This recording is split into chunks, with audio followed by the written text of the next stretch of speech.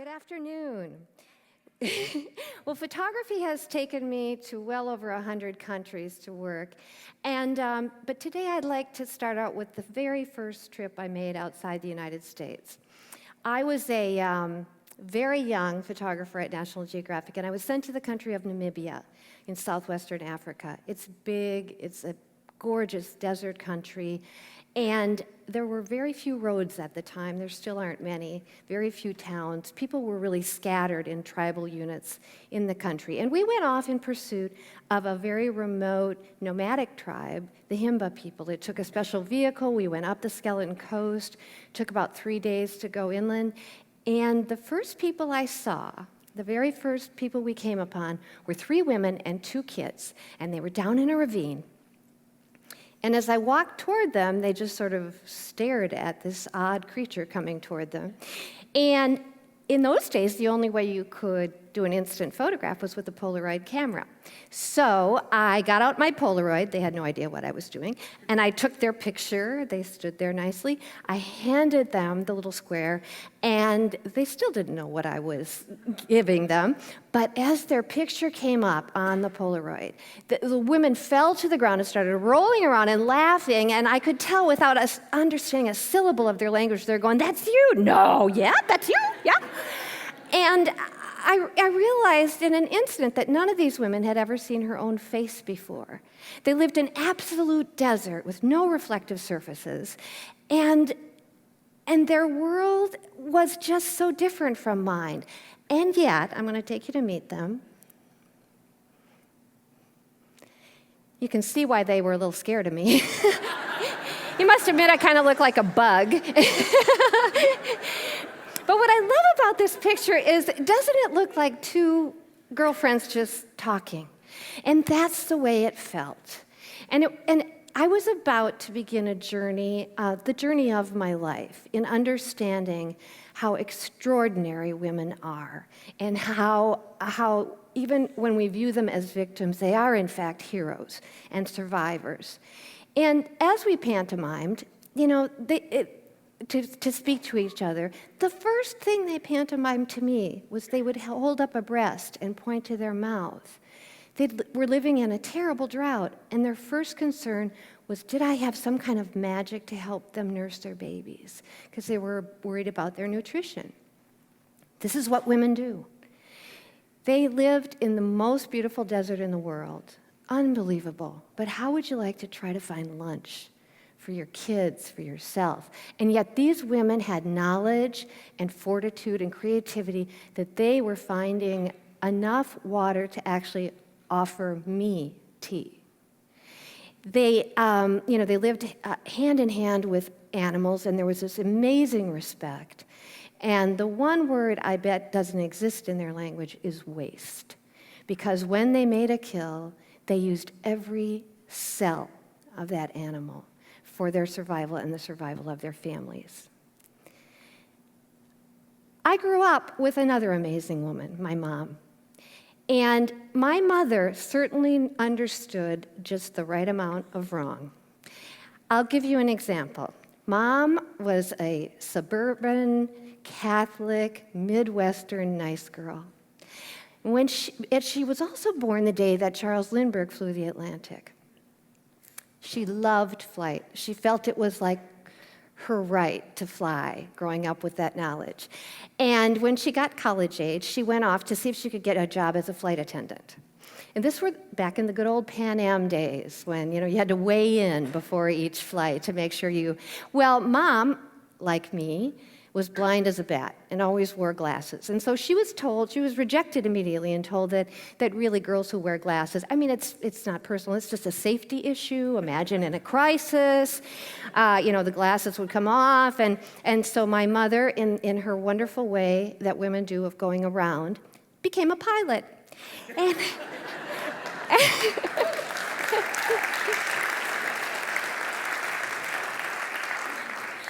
my mother also imbued in me and my siblings, and her granddaughter is here tonight, or this afternoon. She also filled us with this incredible exuberance for anything we did. And I'll give you an example of that. I was photographing, I was invited to photograph at a ranch way out in western Nebraska. And it was so far from motels or anything that they asked me if I would like to stay at the ranch house, which was very kind. And the next morning, I woke up to this extraordinary light coming through the window. And I looked out, and this was the scene I saw. I mean, the sun was about to rise. These amazing clouds were in the sky. The horses were in the pasture. I grabbed my camera. I ran down, shot, shot, shot. This horse came to me. And I remember finishing the shoot and going, whoa! You know, and at that point, I turned around and saw 3 or 4 cowboys leaning up against the fence and looking at the crazy lady from National Geographic. And that's when I realized I was in a t-shirt and underwear because, and I tell this story because, you know, my wish for you and the thing I see in women all over the world is a passion so great that they forget to put their pants on. And I wish that for you as well.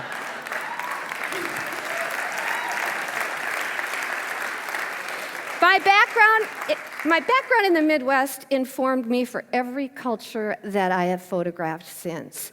I was with, you know, real people, and that's what we try to do at National Geographic, is spend our time with real people in places.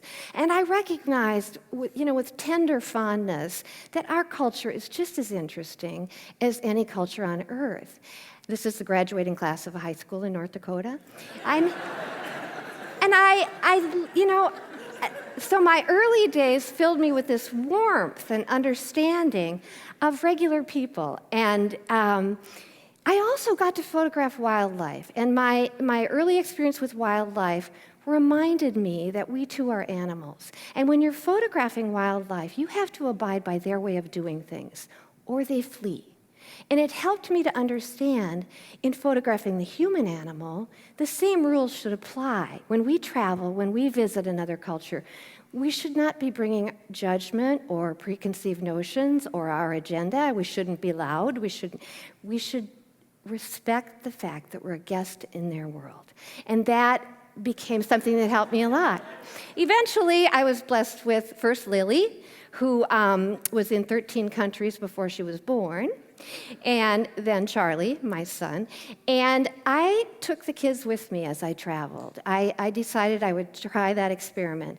And they actually helped me to see the world and see women in particular in a new way, because I too was a mother. And no matter how weird I looked to another culture, as soon as they knew I was a mother, there was a bond that was formed.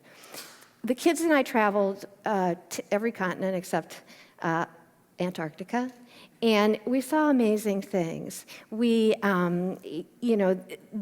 would plunk down in wherever we were staying. We never stayed in hotels or motels, and experienced this world that few American kids or kids anywhere get to see. And eventually, we ended up in the Middle East when the kids were quite young, and we worked on and off for about 5 years in the Middle East. And there, my interest in women really grew. I was so touched by working with Arab women. This is a Bedouin woman, and these women were such survivors. Often they were living in very difficult circumstances, but they were smart and funny and lively and feisty and making it happen for themselves and their children. And to be in their company really helped me to realize what makes the world go round. Because in their culture, women do everything, and they do it really well. So, at the same time as I had this wonderful experience with Arab women, I started working for aid organizations around the world. And in that work, I realized that the most successful programs, the coolest programs I was seeing, were those that affected women. Women, by nature, pay it forward to their kids, their community, their girlfriends. They take care of their parents. And increasingly, that was Rwanda, this is Haiti, I saw that any country that disenfranchises half of its population is doomed to failure.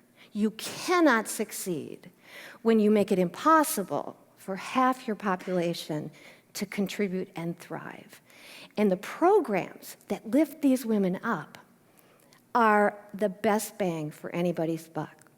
This was a day when I almost walked away, when I was so discouraged. I was in a refugee camp in northern Kenya, and I met this Somali woman, and her baby was sick, and she was in a refugee camp with 70,000 people. And many of them had been there for a decade. And I took this picture, and I thought, what am I doing? I can't possibly make a dent in this. And 2 years later, I was in Richmond, Virginia, in a refugee coordinator's office, and this picture had been torn out of a calendar and put on the wall. And I said, oh, that looks familiar. And the refugee coordinator said, yeah, and she's doing great. And I looked at him, and I said in disbelief, you know her? And he said, oh yeah, she works at Kentucky Fried Chicken. Her husband's working at Mom, and the kids are fine. And I thought, oh my gosh, we just cannot give up hope. And I didn't get her out of the refugee camp. This wonderful aid program did. But if we work together, if we all bring something to it. And then I read this statistic, which just blew my mind, that when women and this confirmed what I had witnessed. When women and girls earn income, they reinvest 90% of it into their families, as compared to only 30 or 40% for guys. And yet, here's the killer. For every development dollar, women and girls receive 2 cents or less. And we have to change that. And that has become my mission. So I called my girlfriends, some of the best photographers in the world, and I said, what if we learn from the women we've covered, and let's start working together, and let's cover the programs that work, that empower women, that don't see them as victims, see them as victimized, and give them an opportunity to take control of their lives and the lives of their daughters and lift them up. And my girlfriends all said yes. So we worked together. Our group is called Ripple Effect Images, and we document the programs that work. Water is one of the biggest things that cripples a woman or a girl's life. In areas we've worked, the women and girls were walking 11 hours a day for terrible water. Imagine what that does to the human body, and imagine what it does to her potential. So these organizations will come in and show women how to build reservoirs or cisterns or some way to solve that water problem, and then suddenly their daughters are going to school. It's the first thing every woman does. If she has an opportunity, she wants her kids to get educated. And let me tell you, the numbers on educated girls are so powerful. A girl who gets an education is probably going to marry 4 or more years later than she would otherwise and have 2.2 fewer children. Imagine what that means for their lives and for the planet. And these kids are so beautiful to watch. And if you can just give a woman the basic instructions on how to tell if her kids are healthy, give her some basic measuring tools, believe me, she will do it. And she will tell her girlfriends, and they will all be helping each other assess and care for their children. And in some of these programs, just simple hygiene is something that people don't know. And in this situation, this was in Vietnam, it was so clear to me that the mothers were learning every bit as much as the children were at the little kindergarten. If you tell a woman that beans are healthier than corn, if you teach a woman drip irrigation when climate change has really lessened her availability of water, she will listen, she will do it. And we forget that in much of the world, women are the farmers. They're the ones laboring. Another fact, every 15 seconds, someone dies of respiratory failure caused by cooking fires. That's twice as many people as die from malaria. And yet we're all aware of malaria, but the programs that help women have access to clean cook stoves not only solve that problem, they also use about 1/10 of the amount of fuel and no toxic kerosene. And women and children are the ones around cooking fires. So it changes their lives. This was a program I loved in India. They believed that women don't have to have a full education in order to learn a skill. And so one of the things they teach women is how to be solar engineers in areas in northern India where they don't have light in these little villages. So this is a woman taking her final exam. She has built 50 solar lamps, and is given a broken one to see if she can fix it. So she passes her exam. She's sent with the 50 solar lanterns she built back to her village, and just look at the body language. She is bringing her girlfriends light and the parts to make 50 more lanterns. And look at the girlfriends. It's, this gift will change their lives in so many ways. And while I was there, I was out also with some of the salt mine workers, and this is a tough job, and it's often done by young girls, and it has to be done during the daytime. So, of course, they can't go to school. And it takes an incredible toll on the human body. But at the end of the day, after we had finished filming, she went back, and I hadn't even seen it. She had a solar lantern that had been charging all day in the heat, and she was going to night school. And this program has 70,000 kids going to night school because they can't go during the day.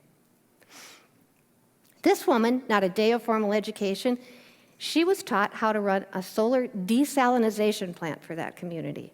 Think she's popular? Now, all of her girlfriends have access to clean water right nearby in an area that's just has such a problem with saline. And there was another program that I loved that really encompasses what we need to be doing with women's programs, and that's teaching them not just to create, but to market, to take control of their whole economic lives. So in this program, the women raise the crop, and instead of giving it to a middleman who takes all the profit, they bring it into a co-op. Some of the other women grade it, weigh it. Then this is the farmer in the multicolored sari. She's sitting with the woman who records, how much it weighs and what the quality is. Meanwhile, out back is the commodities broker. She's on the cell phone, and she's calling down the market to find out what is the going price for this grain, undersells it by a couple of rupees. She comes back inside, and woo, they're all just thrilled. This is empowerment. This is what we need to help women achieve. I'm going to finish in Pakistan because I had such a moving experience in Pakistan. I was down in the Sindh region, in a very, very remote part of Pakistan, where villages are super remote. We traveled for 4 hours after we left the road by car through the desert. And we ended up in this village where the people were so kind to me. And this NGO had solved their water problem. And we knew we weren't going to get back to civilization that night. We'd be sleeping in the desert. But they asked us to stay with them. And so we said, thank you. And with that, they took out their two best beds and their two best, blankets. The girls cooked us a soup, and the little kids sat on the cots with us and watched us eat every spoonful.